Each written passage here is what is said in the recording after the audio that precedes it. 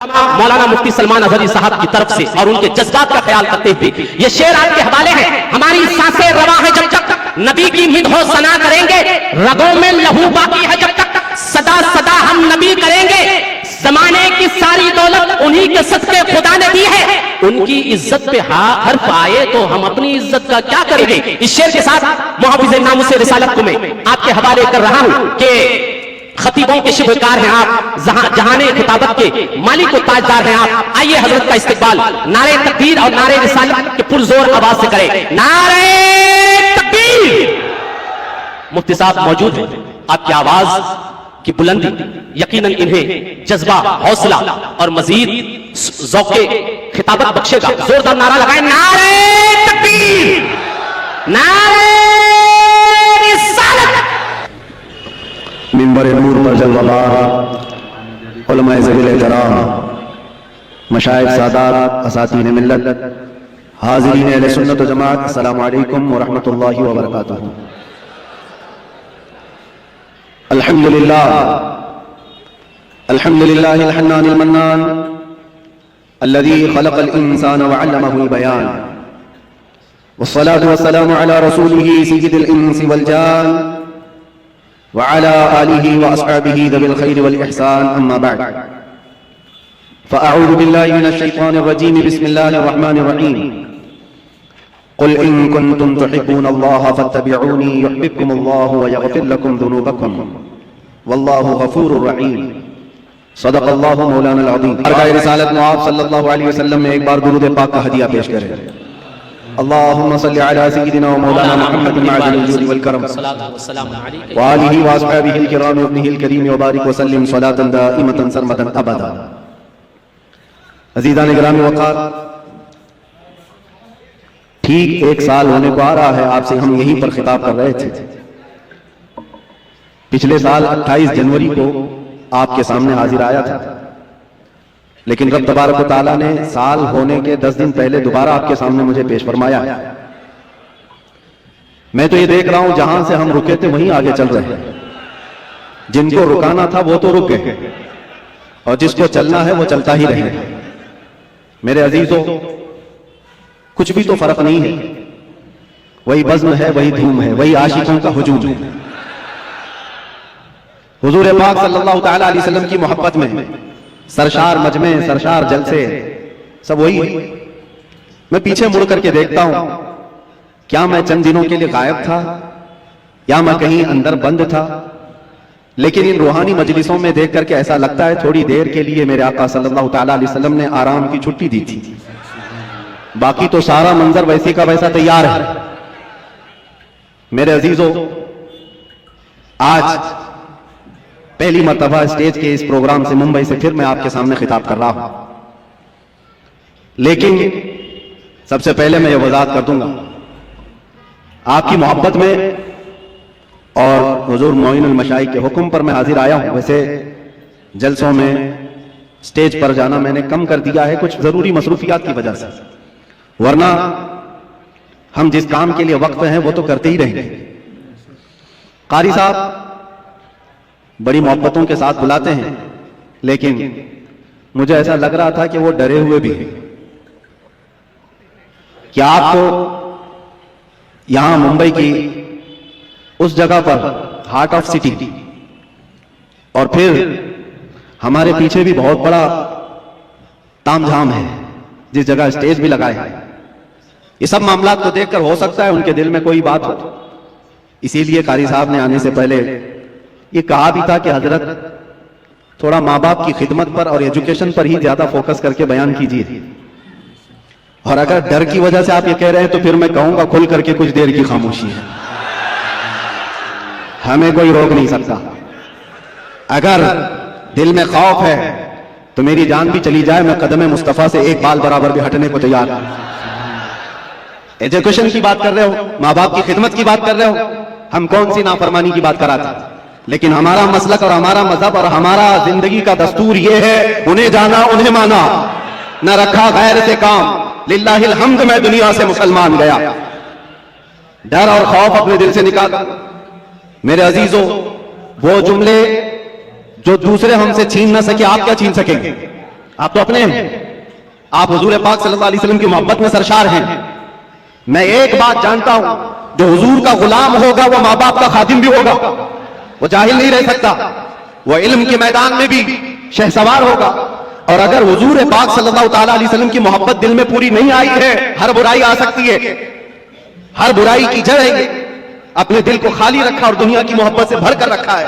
ورنہ جو ان کی بارگاہ میں جھک گیا, ایک عرب نے آدمی کا بول بالا کر دیا, خاک کے ذروں کو حمدوش سریا کر دیا. کیا نظر تھی جس نے خود نہ تھے جو راہ پر اوروں کے ہادی بن گئے, کیا نظر تھی جس نے مردوں کو مسیحا کر دیا. اس نبی رحمت صلی اللہ تعالی علیہ وسلم کی نگاہ ناز جس پر پڑی ہے, زمانہ پہلے حبشی کہتا تھا لیکن اب چاند بھی اس بلال پر رشک کیا کرتا ہے. جس کو فارس سے آئے ہوئے لوگ دیکھتے تھے کہ ہجرت کر کے آیا ہوا بے گھر ہے, لیکن نبی پاک کی غلامی نے انہیں سلمان فارسی بنایا. وہ کون ہے جس کو اللہ کے رسول صلی اللہ تعالی علیہ وسلم کی خدمت نے فاروق اعظم بنایا ہے, صدیق اکبر بنایا ہے, حیدر کرار بنایا ہے, ذوالنورین بنایا ہے. یہ ساری نسبتیں ایک مصطفیٰ کریم کے دامن سے وابستہ ہیں, اور ان سے پھرے جہاں پھرائی کمی وقار میں. ایک بات یہ سمجھ کر کے چلے, نقطہ ہماری گفتگو کا ایک ہی ہے, ایک ہی ہے. اس لیے کہ میں نے زندگی میں دیکھا, آپ جو کہہ رہے ہیں یقیناً اس پر فوکس ہونا ضروری ہے.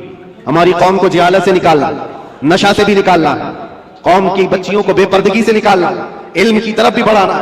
لیکن ساری بیماریوں کا علاج کیا ہے؟ ایک آدمی ہوتا ہے, شوگر بھی ہے, بی پی بھی ہے, اور ایسیڈیٹی بھی ہے, آنکھوں کی کمزوری بھی ہے, مائیگرین بھی ہے, پتہ نہیں کیا کیا بیماریاں لے کر بیٹھا ہے. اور ان سب بیماریوں کے علاج کے لیے ہر ایک جگہ ایک اسپیشل ڈاکٹر ہے, وہ اپنے اپنے فن کا ماہر ہے. ہارٹ کی بیماری کا ایک الگ ڈاکٹر, کارڈیولوجی, کڈنی کا الگ ہے, نیفرولوجی. سب کے پاس جانا پڑے گا, اس کا علاج الگ کرو, اس کی دوائیاں الگ کرو. ڈاکٹر اقبال نے کہا تھا, میں نے اپنے قوم کی بیماریاں دیکھی, یہ زوال پذیر ہے, پیچھے کی طرف جا رہی ہے, لیکن یورپ کو ترقی کرتے دیکھا. میں وہاں کی خاک چھان کر کے آیا کئی سالوں تک کہ یورپ بہت ترقی کر گیا, اور امت مسلمہ میری قوم زوال پذیر کیوں ہے؟ ان کے علاج کیا ہے؟ ان کے اندر بیماریاں کیا کیا ہیں؟ بے پردگی بھی آ گئی, جہالت بھی آ گئی, نشہ بھی آ گیا ہے, بد اخلاقی بھی آ گئی, جھوٹ بھی آ گیا ہے, خیانت بھی آ گئی, چوری بھی آ گئی. یہ سب بیماریاں آئی ہیں. ان بیماریوں کے علاج کے لیے کیا کرنا ہے؟ ڈاکٹر اقبال کہتا ہے میں نے ساری بیماریوں کو بھی دیکھا, علاج کے لیے الگ الگ دوا دینا بہت مشکل ہے, اس لیے کہ زندگی شارٹ ہے, بیماریاں زیادہ ہیں, اور ہمارے پاس دواؤں کے لیے ایسے ڈاکٹر بھی موجود نہیں, ہر بیماری کا الگ الگ علاج کرے. پھر ڈاکٹر اقبال کہتا ہے اس امت کے درد اور اس کی امت کی بیماری کا علاج مجھے ایک ہی جگہ ملا, ایک ہی نقطے میں ملا, ایک ہی پڑیا میں پورا علاج ملا. پوچھا وہ علاج کیا ہے؟ اقبال کہتا ہے کہ محمد سے وفا تو نے, کی محمد سے وفا تو نے, تو ہم تیرے ہیں, یہ جہاں چیز ہے کیا لوح و قلم تیرے. سبحان اللہ, نعرہ تکبیر, نعرہ رسالت, سبحان اللہ سبحان اللہ. میرے آقا صلی اللہ تعالی علیہ وسلم نے فرمایا آپ کا حکم سر آنکھوں پر, جس بات کو کہنا ہے وہ میں کہوں گا ضرور, جس چیز پر فوکس کرنا ہے وہ کہیں گے ضرور, لیکن میرے لیے زیادہ عظیم یہ ہے کہ آپ نے جو کہا ہے اس سے زیادہ میں حضور نے کیا کہا وہ دیکھتا ہوں. نبی پاک صلی اللہ تعالی علیہ وسلم نے کیا فرمایا کہ کس چیز پر بات کرنا چاہیے اور اپنی اولاد کو کیا سکھانا چاہیے, اس پر ہم بات کرتے ہیں. اور رسول کریم صلی اللہ تعالی علیہ وسلم کیا فرماتے ہیں؟ نبی پاک صلی اللہ علیہ وسلم نے فرمایا علموا اولادکم ثلاث خصال, اپنے بچوں کو 3 عادتیں سکھا دو, 3 عادتیں سکھا دو. اس میں 3 عادتیں کیا ہیں؟ نبی پاک صلی اللہ علیہ وسلم فرماتے ہیں نمبر 1 حب نبیکم وحب اہل بیتہ وتلاوت القرآن الکریم. 3 چیزیں حضور فرماتے ہیں سب سے پہلی چیز اپنے بچے کو سکھاؤ تو اپنے نبی کی محبت سکھاؤ, سبحان اللہ, اپنے رسول سے محبت. پھر دوسری کیا ہے؟ حضور پاک فرماتے ہیں نبی کی آل سے محبت کرنا سکھاؤ, اہل بیت سے محبت کرنا سکھاؤ. تیسری چیز کیا ہے؟ حضور فرماتے ہیں پھر اسے قرآن پڑھنا سکھاؤ. یہ 3 باتیں اللہ کے نبی نے فرمایا اولاد کی تربیت اس طرح سے کرو. عزیزان گرامی وقار, آج بگڑے ہوئے معاشرے کے علاج کے لیے صرف ہم اسٹیج سے بولیں اور یہاں سے علاج ہو یہ نہیں ہوتا, بلکہ اس کے لیے ماسٹر پلاننگ کی ضرورت ہوتی ہے. نوجوانوں سے میں کہوں گا تم شادی کرنے جا رہے ہو, نکاح کرنے جا رہے ہو, تو ماسٹر پلاننگ تمہارے اندر ہونی چاہیے کہ میرا بچہ کیسا ہو, میری اولاد کیسی, میری نسل کیسی ہو. جب تک تمہارے اندر نیتیں صالح نہیں ہوتی بچے بھی اچھے نہیں آتے.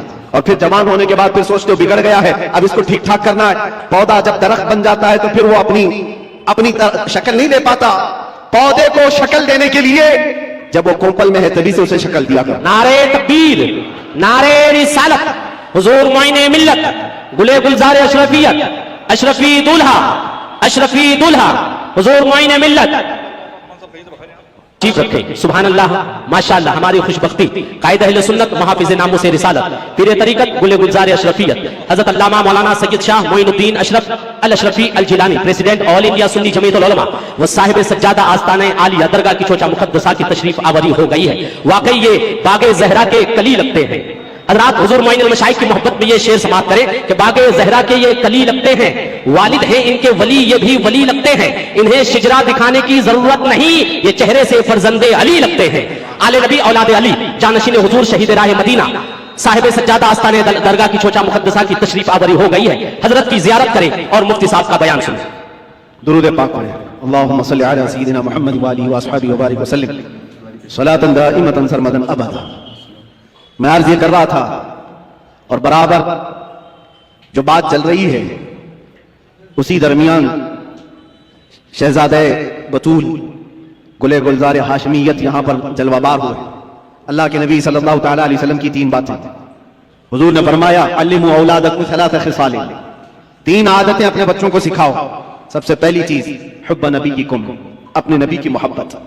दूसरे हुजूर फरमाते हुब्ब अहली बैतिही, रसूल के घर वालों से मोहब्बत सिखाओ। वो तिलावत। तीसरे नंबर पर कुरान पाक की तिलावत सिखाओ। जिन बच्चों को ये 3 चीजें दी गई हैं मेरे अजीजों, फिर वो जवानी में कायदे उम्मत बनकर निकलते हैं, मुस्लिह उम्मत बनकर निकलते हैं। और बड़े होने के बाद आप सोचते हो अब इसको क्या सिखाऊं। एक बात मैं आपको बताऊं, बचपन में आपने अल्लाह और उसके रसूल की मोहब्बत औलाद में डाली हो तो बदले में मिलता है कि जब ये जवान होता है और आप बूढ़े होते हैं, अल्लाह तुम्हारी मोहब्बत उसके दिल में डालता है, तुम्हारी मोहब्बत बदले में डाली जाती है। बूढ़ा होने के बाद जो ये चाहता है कि जवान बेटा मेरी खिदमत करे, तूने बचपन में अगर अल्लाह उसके रसूल के हवाले किया होता, आज अल्लाह तबारक व तआला उसके दिल में तेरी मोहब्बत डाल देता, बदले में मिलता है। वरना बुढ़ापे में तुम तमन्ना करते रह जाओगे। ये वो औलाद जिनको तुमने दुनिया ही दी। बच्चा जब बढ़ रहा था, जवान हो रहा था, बाप तो इतना उसकी तरबियत पर उतावला है, जो मांगा लाकर हाजिर कर दिया, जो खिलौना बच्चे ने हाथ रख दिया लाकर रख दिया। तुम ये समझते हो मेरे बच्चे की हर ख्वाहिश में पूरी कर रहा हूं, मेरा बच्चा तो मेरा है। तुम्हारे खून पसीने की कमाई की हर चीज तुमने बच्चे के सामने हाजिर कर दी। उन जवान लड़कियों को भी मैंने देखा, 18 साल 20 साल बाप तरबियत करता है, 6 महीने किसी लड़के से दोस्ती हो गई, वो माँ बाप को ठुकरा कर चली गई। क्यों ऐसे हालात पेश आए? माँ बाप की अहमियत इन औलाद की नजर क्यों नहीं आ पाती? वजह सिर्फ यह है बचपन में जो तुम्हें उन्हें देना था वो नहीं दिया, दुनिया खूब लाकर दे दी। हुजूर पाक सल्लल्लाहु तआला अलैहि वसल्लम से पूछा गया कि अपनी औलाद को दिया जाने वाला बाप की तरफ से सबसे बेहतरीन तोहफा क्या हो सकता है? तुम ये सोचते हो ना, बच्चा जब 6 साल का हुआ, 7 साल का हुआ, 8 साल का हुआ, हर साल उसका बर्थडे का इंतजार करते हो और सोचते हो मेरे बच्चे के बर्थडे में मैं इसको सबसे बेहतरीन गिफ्ट देता हूं, सबसे बेहतरीन हदिया। बेटी को भी बाप गिफ्ट दे रहा है, बेटे को भी दे रहा है, लेकिन वो गिफ्ट क्या है, वो हदिये क्या है? हर साल तुम जाकर देख लो, कभी कभार जो बड़े लोग हैं खिलौनों से उठ करके कभी मोबाइल दे दिया, उससे भी उठ करके कभी बाइक दिला दिया, जिसको जो चाहा वो दिलाता गया। लेकिन मेरे अजीजों, हुजूर पाक सल्लल्लाहु तआला अलैहि वसल्लम की हदीसों की रोशनी में अगर कहूं तो फरमाते हैं अपने बच्चे को दिया जाने वाला सबसे बेहतरीन तोहफा बाप की तरफ से वो अपने नबी की मोहब्बत है।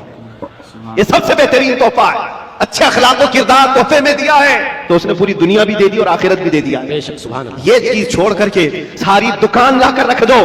हमें पता है हमारे बच्चों को खिलौने लेते तो 2 दिन में पुराने होते, फिर तीसरे दिन वो खेलते भी नहीं।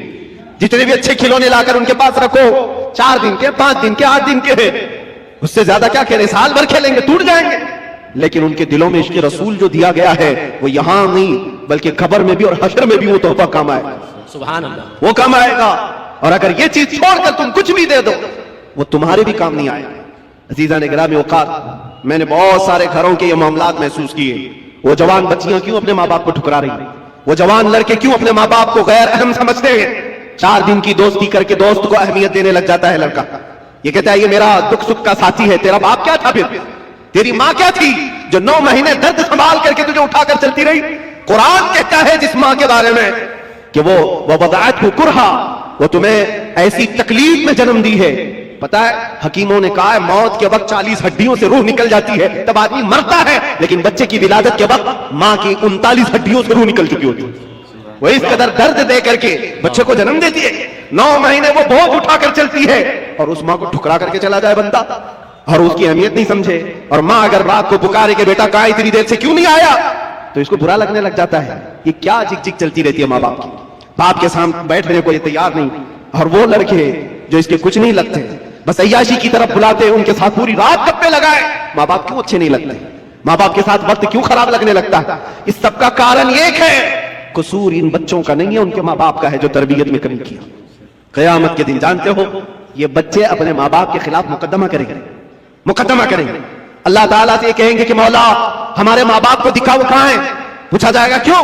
کہا ہم اپنے پیروں سے انہیں روندنا چاہتے ہیں, ہم اپنے پیروں سے انہیں روندنا چاہتے ہیں. پوچھا گیا کیوں؟ کہا آج ہم جہنم میں جا رہے ہیں تو اس کی وجہ ہمارے ماں باپ ہیں. انہوں نے ہماری تربیت نہیں کی, ہمیں خوف خدا نہیں دکھایا, ہمیں حب رسول نہیں سکھایا. تم کھلونے دلا کر کے ان کو گھر پراپرٹی دے کر کے تب بھی پھنسے جاؤ گے, وہاں پر پھنس جاؤ گے. بچے ہو تو کیسے ہو؟ میں ایک بات بتاتا ہوں میرے عزیز, نجم الدین عراق کا ایک گورنر ہے, گورنر پورے علاقے کا گورنر ہے, شادی نہیں کیا, 30 سال سے بھی زیادہ کی عمر ہو گئی, اور بڑے بڑے رشتے آتے تھے, بادشاہوں کے بیٹیوں کے رشتے, وزیر الملک کی بیٹی کا رشتہ, سب ٹھکراتا رہتا ہے, مجھے نہیں چاہیے. عمر نکلتی جا رہی ہے. بھائی تھا, بھائی آ کر کے کہتا ہے بھائی صاحب کوئی تو لڑکی پسند کر لو, نکاح کر لو. کہا نہیں میرے لائق دکھتی نہیں ہے. کہا کیسی چاہیے تم کو؟ سلجوق خاندان کی بیٹی, وزیر الملک کی بیٹی, اتنے اعلیٰ خاندان کی لڑکیاں تو تجھے بتا رہا ہوں. کہا نہیں مجھے میرے لائق کی ملتی نہیں. کہا کیسی چاہیے, تمہارا کرائٹیریا کیا ہے, ریکوائرمنٹ کیا ہے؟ نجم الدین نے کہا میں چاہتا ہوں مجھے ایسی بیوی ملے جو میرا ہاتھ پکڑ کر جنت میں لے جائے. سبحان اللہ. دوسری چیز میرا کرائٹیریا یہ ہے, ایسی بیوی ملے مجھے جو مجھے دنیا سے بیزار کرے اور اللہ کی طرف لے جائے. تیسری چیز مجھے ایسی چاہیے کہ اس سے پیدا ہونے والا بیٹا ایسا ہو جو بیت المقدس کو آزاد کرائے. سبحان اللہ. سبحان اللہ. قبلہ اول مسلمانوں کا اس وقت یہود و نصارہ کے ظالم ہاتھوں میں تھا. نجم الدین نے یہ سوچا اور شادی کرنے کو تیار نہیں. ظاہر سی بات ہے ایسے کرائٹیریا کی لڑکی ڈھونڈنا بھی مشکل ہے, ملے تو کہاں ملے. شادی نہیں کرنا. ایک دن تقریر کی جامع مسجد میں, وہاں کے بہت بڑے بزرگ تھے, ان کے پاس بیٹھا تھا, مغرب کے بعد درس دے رہے تھے شیخ, علاقے کے شیخ اعظم. اچانک پردے کے پیچھے سے ایک خاتون کی آواز آئی, حجاب میں تھی. شیخ نے پوچھا کون ہے؟ لڑکی نے اپنا نام بتایا, ست الملک ہوں. ایک فقیر خاندان کی لڑکی تھی. تو آپ جلال میں آئے, بزرگ جو شیخ اعظم ہے, فرماتے بیٹی تجھے ہو کیا گیا ہے؟ میں نے آج اتنا بڑا رشتہ بھیجا تھا, تو نے ٹھکرایا. اس لڑکی نے کہا میرے لائق نہیں تھا. پوچھا تیرے لائق نہیں تھا تو چاہتی کیا ہے؟ وہ پردے کے پیچھے سے کہتی ہے میں چاہتی ہوں مجھے ایسا دولہا ملے جو میرا ہاتھ پکڑ کر جنت میں لے جائے. سبحان اللہ. سبحان اللہ. اور میں یہ چاہتی ہوں ایسا شوہر ملے جس سے پیدا ہونے والا بیٹا بیت المقدس کو آزاد کرائے. سبحان اللہ. نجم الدین اسی محفل میں بیٹھا ہوا, کہا میری سوچوں سے پوری سوچ ملتی ہے اس خاتون کی جو پردے کے پیچھے. اٹھا اور شیخ سے کہا حضور کیا میری سگائی یا میری منگنی اس لڑکی سے آپ کرا سکتے ہیں جو پردے کے پیچھے؟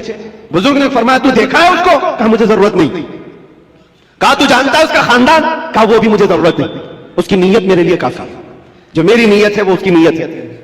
شیخ نے فرمایا نجم الدین تو علاقے کا گورنر ہے اور وہ اس محلے کے سب سے فقیر خاندان کی لڑکی ہے, کہاں میچنگ ہوگی؟ نجم الدین نے کہا پھر بھی مجھے چلے گا. وہ مغرب کے بعد بیٹھا, عشاء سے پہلے اسی مسجد میں نکاح بھی ہو گیا. سبحان اللہ. اسی رات کو بدائی بھی ہو گئی. ادھر لڑکا بھی راضی, لڑکی بھی راضی. نیتوں کا ملاپ تھا, نیتوں کا ایکجا ہونا تھا. یہ نجم الدین اپنی دلہن کو لے کر گیا. جانتے ہو میرے عزیزوں, تاریخ کے اوراق اٹھا کر دیکھ